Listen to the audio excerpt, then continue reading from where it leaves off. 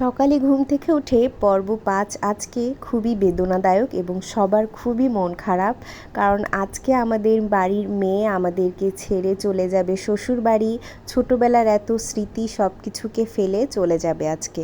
তো ঘুম থেকে উঠে মনটা কেমন কেমন লাগছিল, তাই ভাবলাম আমরা একটু ঘুরে আসি মন্দির থেকে। যেহেতু আমরা আজকে এই ফরিদপুর গ্রামটা ছেড়ে চলে যাব, কালকে এসেছি, খুবই ভালো লেগেছে গ্রামে বেড়াতে এসে।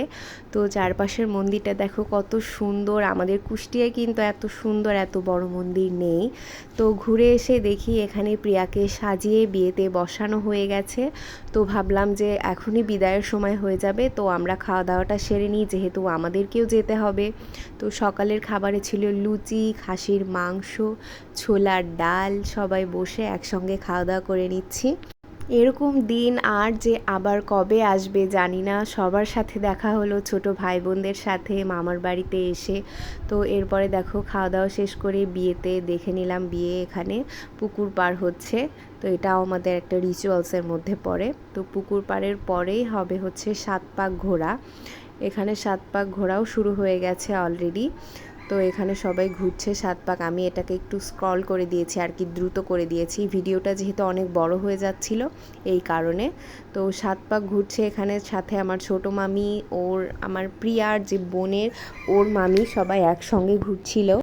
ঘোরা শেষে দেখো ঘরে চলে এসেছে।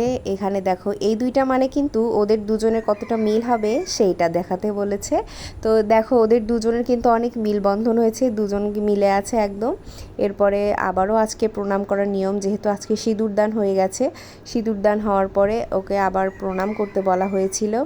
আজকে ওদের বিয়ে সম্পন্ন হলো। এদিকে প্রিয়ার মামি তো প্রচণ্ড কান্নাকাটি করছে, কারণ প্রিয়া ওর মামার বাড়িতেই থাকতো। এদিকে বিদায়ের সময় হয়ে গেল, সবার তো খুবই কান্নাকাটি করছে। আমার তো বুকটা ফেটে যাচ্ছিল, সেই ছোট্ট বোনটা কত বড় হয়ে গেল। একসঙ্গে খেলেছি, কত ছোটাছুটি করেছি, আজ ও বিয়ে হয়ে চলে যাচ্ছে শ্বশুরবাড়ি। সব মেয়েকেই একদিন শ্বশুরবাড়ি যেতে হবে, এটাই বিধির নিয়ম। এই জন্যই হয়তো সবাইকে এভাবে ছেড়ে যেতে হয়। তো সকলে মিলে আশীর্বাদ করে নিচ্ছে মিষ্টি দিয়ে, দুধ দিয়ে। এটা হচ্ছে ওর বড় বোন পূজা। তো খুবই কান্নাকাটি করছে, একসাথে ছিল দুই বোন, কান্নাকাটি করাটাই স্বাভাবিক। তো ওকে নিয়ে যাওয়ার পর আমার ছোটো মামি, ছোটো মামা সবাই আশীর্বাদ করে নিচ্ছে। আর যাওয়ার আগে একে মিষ্টি মুখ করে তারপরে বিদায় দিতে হয় আর কি। তো সবাই একে একে মিষ্টি মুখ করিয়ে দিচ্ছে ওদেরকে। আমার বাবা মা আশীর্বাদ পর্বটা সেরে নিচ্ছে। এরপরে সবাই দেখো কি পরিমাণ কান্নাকাটি করছে, প্রত্যেকটা মেয়ের চোখে জল। এই দিনটাতে আসলে প্রত্যেকটা মেয়ের চোখে জল চলে আসে।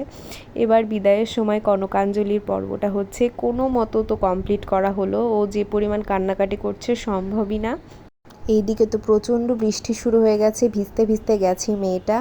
তো কি আর করার, গ্রামের বিয়ে খাওয়া শেষ ফরিদপুর থেকে, এবার আমাদেরও রওনা নিতে হবে।